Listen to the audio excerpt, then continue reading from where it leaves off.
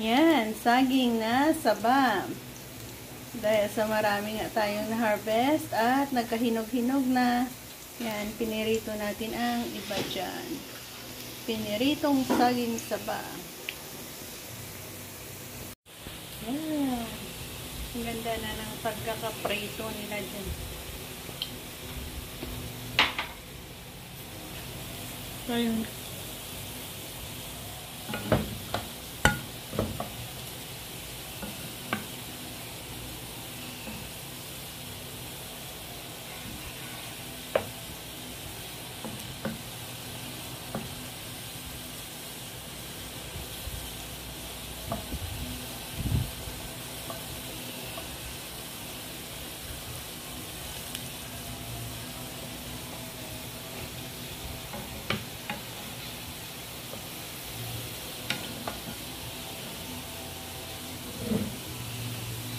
At nasasakto na ang kanilang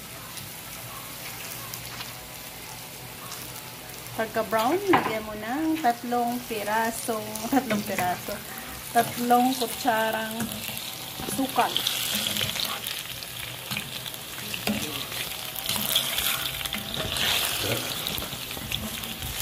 At magiging banana Q na tayo. Ganyan ka-easy, kasarap ang ating ginagawa. Merienda of the day.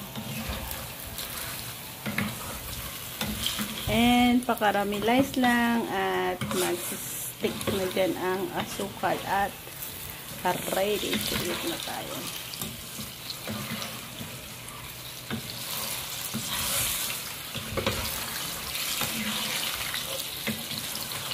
So ayan, okay na yan guys.